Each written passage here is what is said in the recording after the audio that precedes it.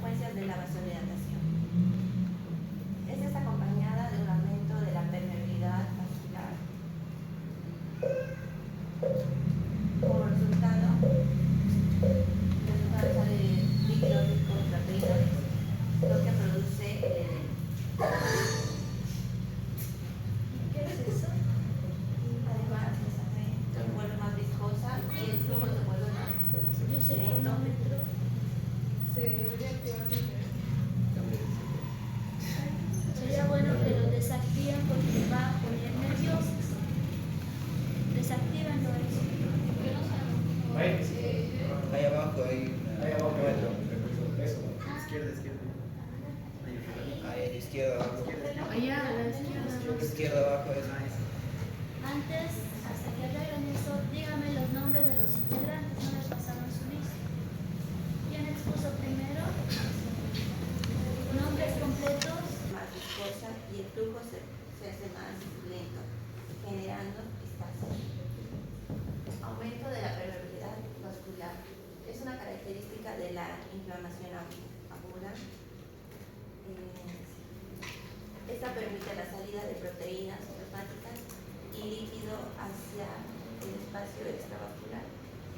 Esto contribuye a la formación del edema. Mecanismos de la permeabilidad. La permeabilidad puede aumentar por contracción de las células endoteliales, protección de la yesca del endotelio como quemaduras o por daño causado por leucocitos en fases tardías. Los vasos linfáticos. Estos nos ayudan a drenar los excesos de líquido del tejido.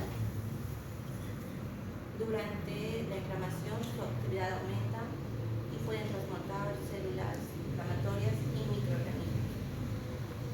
Los ganglios pueden aumentar de tamaño, linfadenitis y los vasos inflamarse y de los leucocitos, especialmente de los neutrófilos y los macrófagos. Llegan al sitio de lesión para eliminar los microorganismos y tejidos dañados. También liberan sustancias que ayudan a la reparación, aunque en exceso estos pueden dañar los tejidos sanos. Los leucocitos pasan de la sangre al tejido en varios pasos. Primero se desplazan hacia la pared del vaso y por la pared del endotelio. Se adhieren firmemente, atraviesan la pared vascular y migran dentro de los tejidos en dirección a un estímulo inmediato.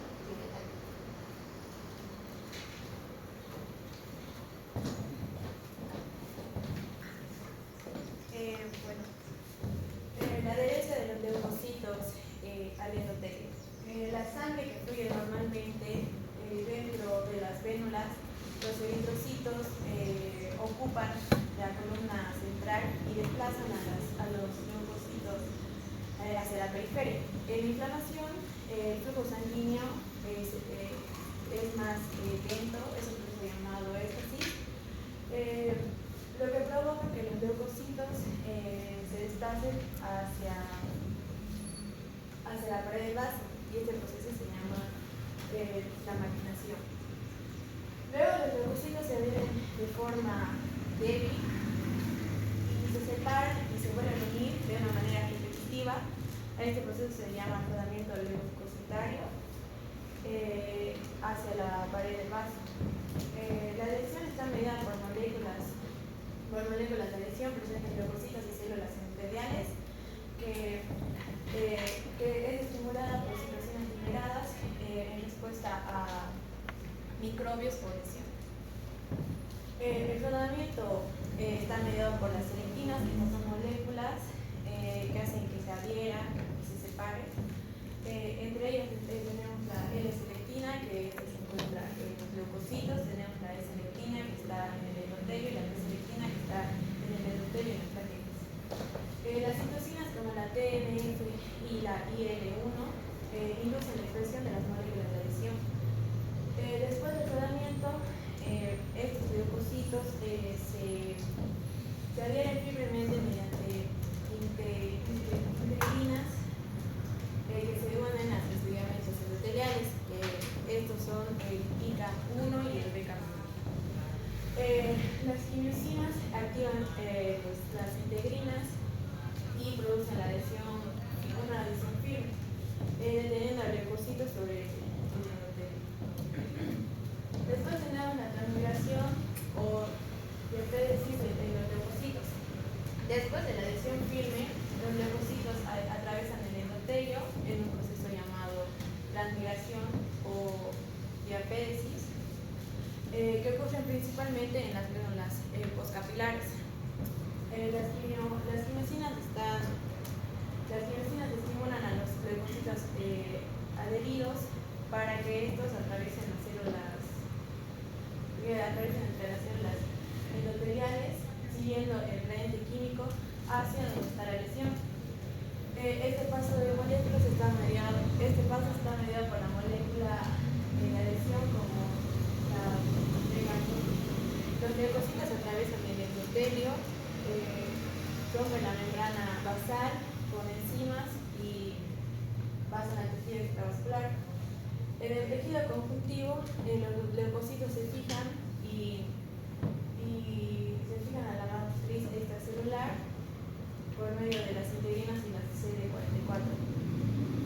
Esto permite que permanezcan en el sitio donde se necesita la regeneración.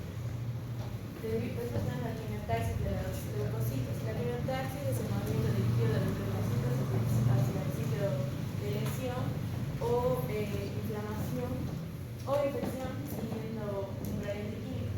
Estas sustancias quimiotácticas pueden ser las exógenas y las endógenas.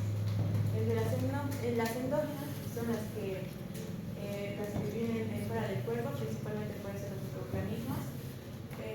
Indican la presencia de una infección, lo que hace que el leucocito vaya hacia el sitio atraen al leucocito hacia las bacterias.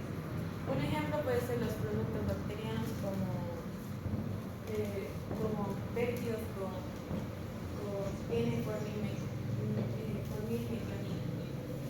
Y las endógenas son productos producidos por el propio organismo, en respuesta a una lesión o una Un lesión. momento, por favor.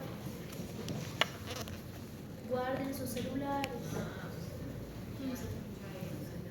No, tienen que estar atentos. Luego sus compañeros les van a pasar las diapositivas al grupo. Guarden celulares. Amplifican la inflamación y guían a los leucocitos en el sitio de daño. Un ejemplo puede ser la IL-8, que son las quimiosinas que se sustraen al neutrófilo, las C5A, que se someten al sistema complementario, estos son un potente quimiotraído, y las LTB4, que son derivadas del ácido araquidónico.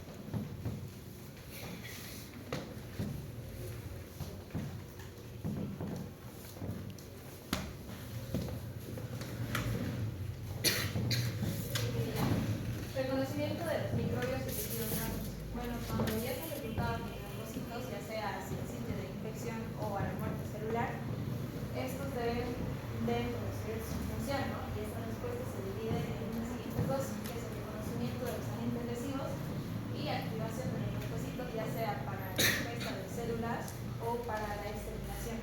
Estos dos son secuenciales, o sea que se reconoce los agentes lesivos que emiten las señales para la activación de los leucocitos. En el conocimiento de los agentes lesivos tenemos distintos receptores. Están los receptores para los productos microbianos, o también llamados tipo señuelo, por sus siglas TLR.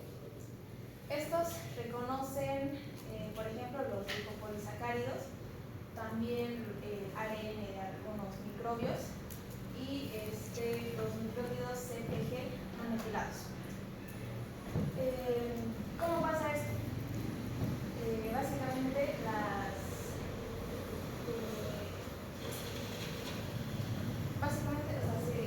se percibe el estímulo y ya se da la respuesta.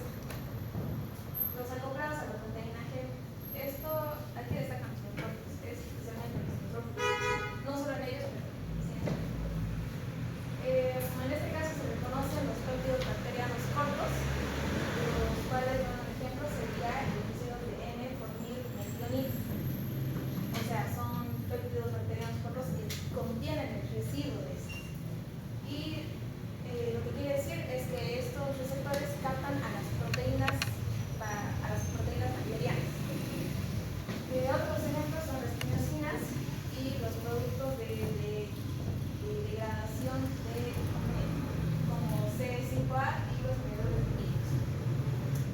Aquí también hay que mencionar que el proceso, ¿no?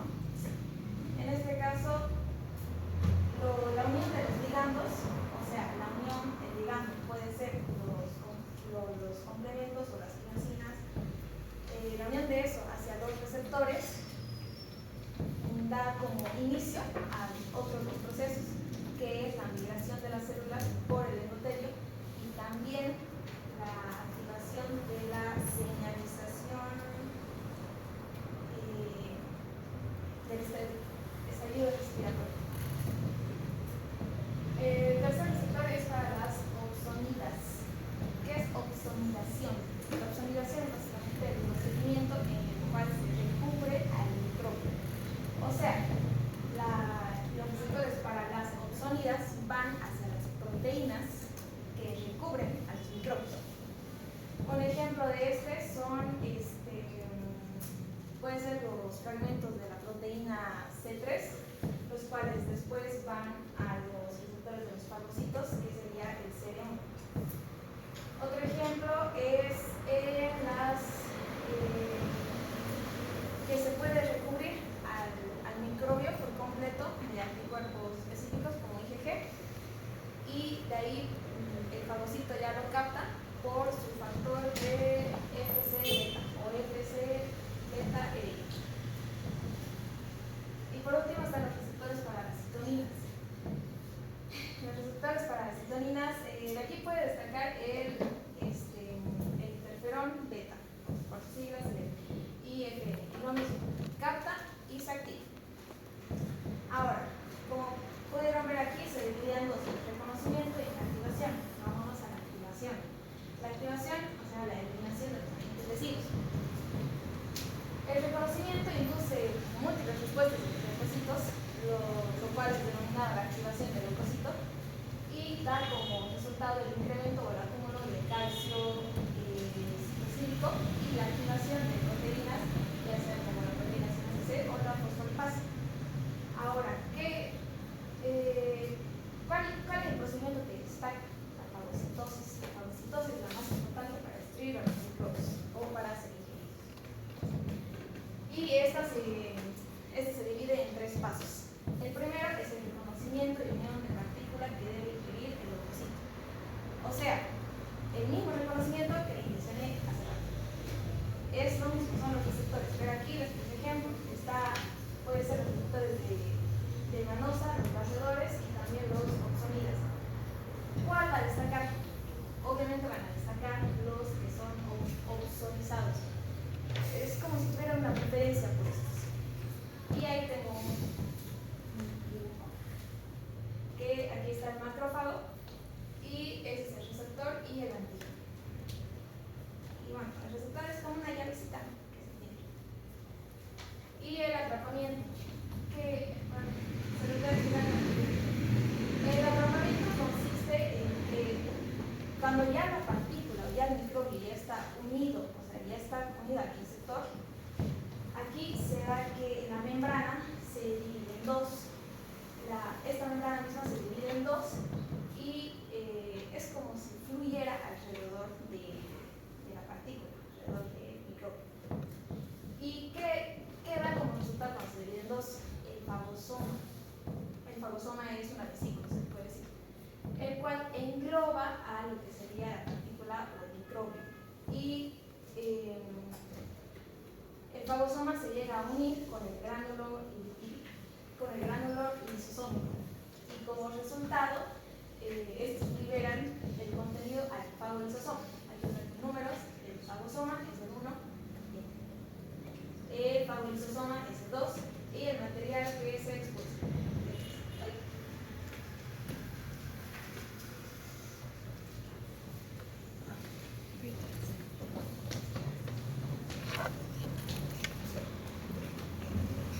En esta diapositiva vamos a ver lo que es la destrucción y degradación de microbios. Esta es la fase final de lo que va a ser la inflamación aguda, que es donde el organismo va a eliminar lo que es el agente agresor. En esta fase, el principal objetivo va a ser eliminar los microorganismos células necróticas o células muertas del organismo. Y este proceso va a ocurrir principalmente dentro de los neutrófilos y macrófagos, que son células encargadas de proteger. Es importante mencionar que este proceso va a ser más eficaz cuando estas células están activadas por la inflamación. Luego tenemos mecanismos principales de destrucción. En estos mecanismos principales de destrucción tenemos que los leucocitos tienen mecanismos principales que son como que son, por ejemplo, el primero, que es la especie reactiva del oxígeno, que son radicales libres que van a dañar estructuras del microorganismo. Luego, como segundo, tenemos las especies reactivas del nitrógeno, que son sustancias tóxicas derivadas del óxido nítrico. Y luego, como tercero, tenemos enzimas y proteínas de los gránulos, que son sustancias que degradan componentes microbianos. Estos principalmente van a actuar, todos estos mecanismos mencionados van a actuar principalmente dentro del fagolisosoma, que es acá. Que esto actúa dentro del fagolisosoma principalmente para proteger el tejido sano. Luego tenemos el estallido respiratorio, que esto es un conjunto de pasos, que el primero sería se activa una enzima llamada la NADPH oxidasa, que esta enzima va a convertir todo el oxígeno en superóxido y luego en peróxido de hidrógeno. Luego en los neutrófilos, el peróxido de hidrógeno se va a unir con el mieloperoxidasa y va a crear el hipoclorito.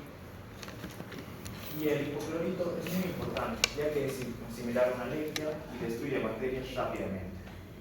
Todo este proceso mencionado se le llama el estallido respiratorio.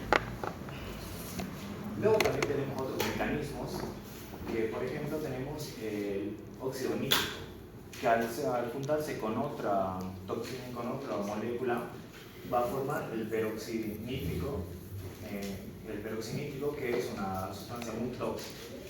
Además tenemos otros mecanismos como las proteínas y enzimas, que tenemos las defensinas que van a dañar membranas, la elastasa que va a destruir proteínas, las lisocinas que van a romper la pared bacteriana y las lactoferinas que quitan el hierro a bacterias. También tenemos las catalecilinas que son antimicrobianas. Es importante mencionar que todos estos procesos o mecanismos para destrucción tienen daños colaterales, ya que la infección prolongada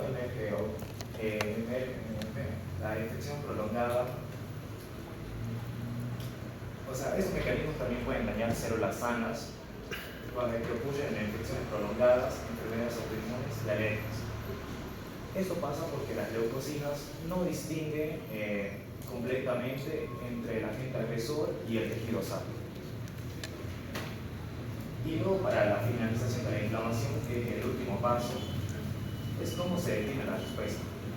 Se detiene la respuesta de la inflamación a través de los mediadores inflamatorios que tienen una vida corta, los neutrófilos que mueren por apoptosis y se elimina el agente causal.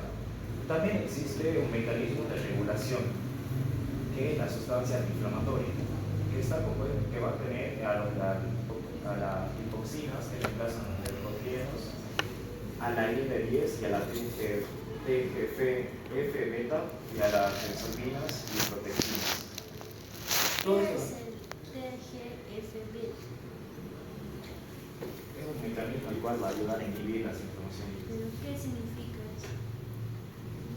Es un...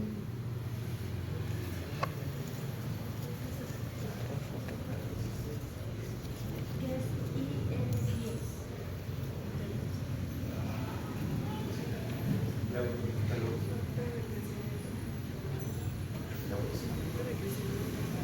¿Leucocitos? ¿Leucocina 1? Factor.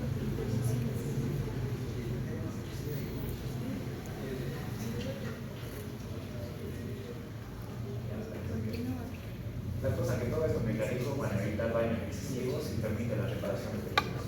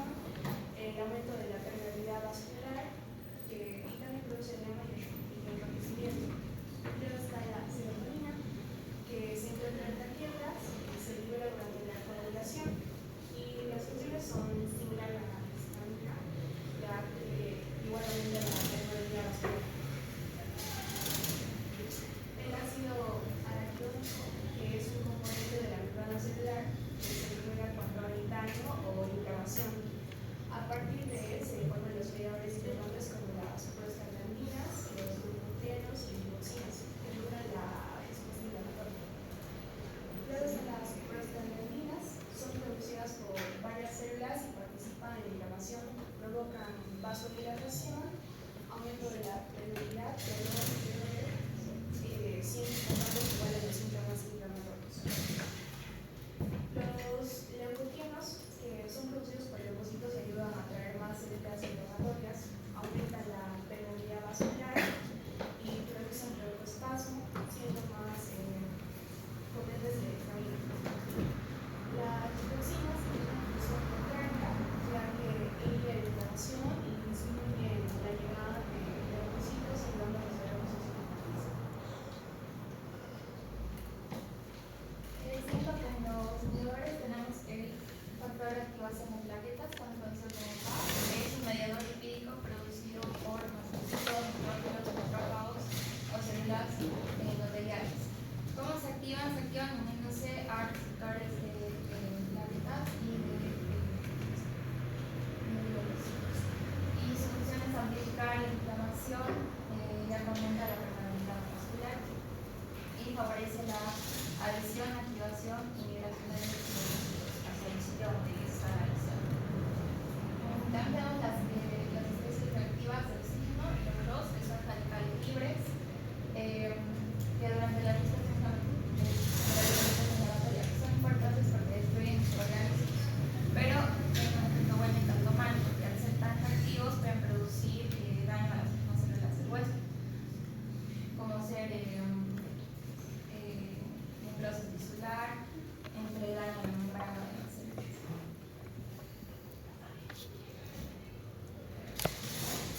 Siguiente es el óxido nítrico, que es un gas producido por el endotelio de los macrófagos. Estos principalmente producen vasodilatación, disminuyen adhesión leucocitaria y la agregación plaquetaria, y además participan en la destrucción de microorganismos. Y las citocinas, que principal tenemos la interleucina 1, la interleucina 6 y el factor de necrosis humoral. Las citocinas son proteínas producidas principalmente por los macrófagos, pero también son producidas en menor cantidad por otros células que regulan manera celular y la producen cambios en el endotelio, activan leucocitos y producen efectos extensos como la fiebre. Y cuando hay un exceso de citocinas también se puede producir un shock epiléptico, sobre todo por el factor de necrosis tumoral. Y las miosinas, que son un tipo de citocinas que funcionan a dirigir a los leucocitos hacia el sitio de inflamación. Van a ser como su GPS. Son esenciales para el tratamiento celular durante la gestión inflamatoria.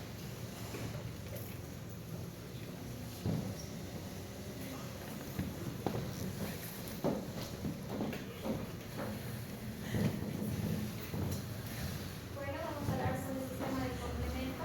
Para poder entender, es primero que nada un sistema que protege a nuestro organismo y principalmente está en la sangre, ¿no? Y bueno, como he dicho, es un conjunto de proteínas que complementan la capacidad de anticuerpos y estos se encuentran en la sangre para ayudar a combatir contra las bacterias específicamente. Vamos a hablar sobre tres vías. La primera vía, la alternativa, que se activa con los microbios. La vía clásica se activa con los anticuerpos para los anticuerpos, y la vía de lectinas, que son por azúcares en la superficie de lectinas. Aquí hay dos importantes fragmentos que son la C3A y C5A, pero la C5A es una de las más importantes, ya que esta es la que activa y también llamada como anafilotoxina, que hace que los vasos sanguíneos se dilaten. Entonces, y atrae en esto a los glóbulos blancos, que habíamos hablado anteriormente mi compañera sobre la quimiotaxia, que atrae algunas moléculas para que pueda activarse y puedan combatir contra la bacteria. Sobre la fagocitosis, el fragmento C3B, también conocido por opsonización, se pega a la bacteria como si fuera una salsa para que los macrófagos les sea más fácil comerla. Es como una molécula que ayuda a que se pueda hacer lo que es la fagocitosis. La lisis, que ya conocemos que es la muerte celular, se forma sobre el CAM, que es el complejo de ataque de la membrana, y básicamente es como abrir un agujero y hacer que la bacteria pueda explotar. Y bueno, hablando sobre el factor Hackemann y las ciminas. Primero que nada, este factor es un interruptor y se activa cuando la sangre entra en contacto con las superficies como la colágeno o membranas basales. Y esto también se dispara varias cascadas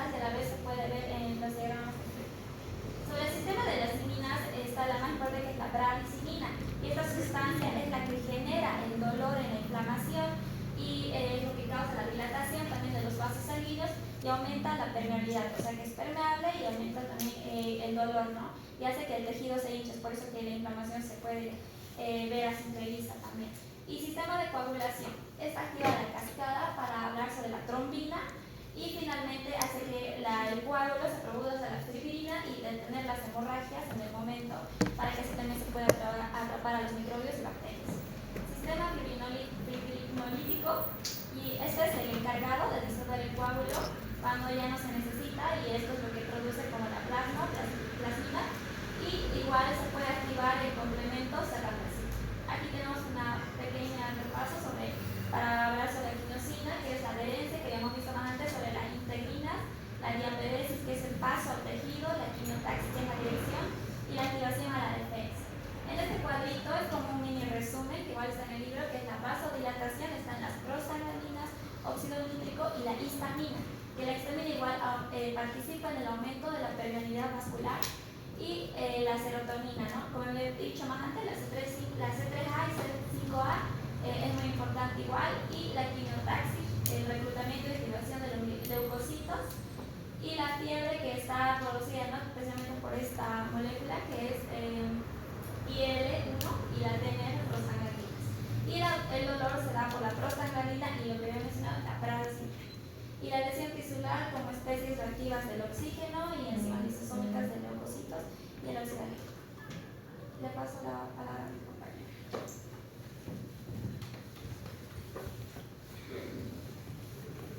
Patrones morfológicos de la inflamación aguda. Las características morfológicas de todas las reacciones inflamatorias agudas son la dilatación de los pequeños vasos, el retraso del flujo y la acumulación de los leucocitos y líquidos en el tejido extravascular. Sin embargo, es frecuente que sobre estos patrones generales se superpongan patrones morfológicos especiales dependiendo de la gravedad de la reacción. En este cuadrito podemos ver, por ejemplo, cómo actúan los capilares frente a una inflamación aguda. Cuando hay cambios vasculares, reclutamiento de neutrófilos, lesiones tisulares limitadas, esto puede ser debido a un infarto, a una infección bacteriana, por toxinas o por traumatismo. Esto bien puede o progresar a una lesión crónica o también hacer una resolución o cicatrizar. Si progresa a una inflamación crónica, lo que producen los capilares puede ser una angiogenia, infiltrado mononuclear, fibrosis, lesión tisular progresiva. Estas lesiones se pueden dar por infecciones víricas, infecciones crónicas, lesiones persistentes y enfermedades autoinmunitarias como lupus. En el caso de que la inflamación aguda haga una resolución, va a haber una eliminación del estímulo lesivo, eliminación de mediadores y células inflamatorias agudas y sustitución de las células lesionadas y funcionamiento normal de los capilares. En caso de haber una cicatrización, podría haber formación de pus o absceso o fibrosis y depósito de colágeno y pérdida de la función. Inflamación serosa. La inflamación serosa se caracteriza por la extravasación de un líquido poco espeso, claro, que puede derivar del plasma o de la secreción de las células mesoteliales que revisten las cavidades pleurales, peritoneal y pericárdica. La acumulación de líquido en estas cavidades se llama derrame. En caso de que sea en alguna cavidad de algún órgano, en este caso puse la imagen de referencia de un derrame pleural del pulmón, en la cual el pulmón se ve está opresivo entre la serosa y el líquido que viene a ser la inflamación serosa, ¿no? En caso de que suceda en la piel, esto se llama ampolla y se puede dar por alguna quemadura o una infección de tipo viral. Inflamación fibrinosa. La inflamación fibrinosa es un tipo de inflamación en la que sale de los vasos sanguíneos un líquido rico en proteínas, especialmente fibrinógeno. Esta, al salir del tejido, se forma fibrina, que es una sustancia espesa, que es como una red o una malla pegajosa. En palabras más simples, cuando hay una reacción, una lesión que es más intensa a la que se da en la inflamación serosa,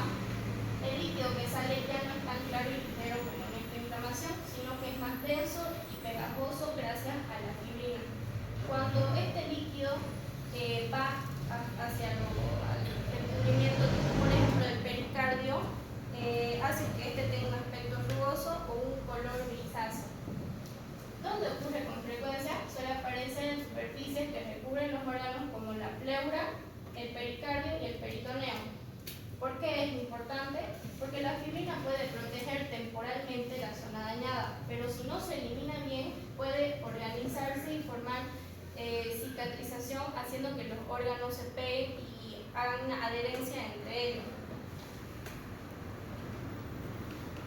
Inflamación supurativa o purulenta. Este tipo de inflamación se caracteriza por la producción de grandes cantidades de pus o exudado purulento que contiene neutrófilos, necrosis lipoefactiva y líquido de edema. Algunas bacterias, por ejemplo estafilococo, que provocan una supuración localizada, por lo que se le llama biota. En palabras más simples, es cuando el organismo detecta que hay alguna inflamación, más que nada bacteriana, entonces mata a los neutrófilos, pero los neutrófilos al momento de actuar matando al microorganismo también mueren ellos, formando este líquido purulento que está mezclado con las células muertas, el tejido necrosado, las bacterias y los neutrófilos. Úlceras. Una úlcera es un defecto local o excavación de la superficie de un órgano o tejido que se produce por la descamación o pérdida del tejido necrótico inflamado.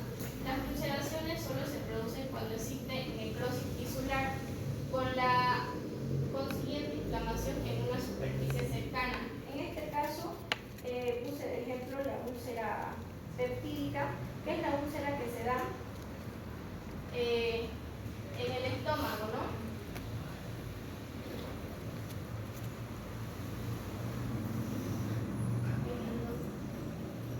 Es la úlcera que se da en el estómago. Es una lesión que aparece en el estómago o en el duodeno debido al daño de la mucosa del ácido gástrico. Generalmente está relacionada con la bacteria Helicobacter pylori, que es de difícil erradicación, y con el uso de medicamentos como los antiinflamatorios.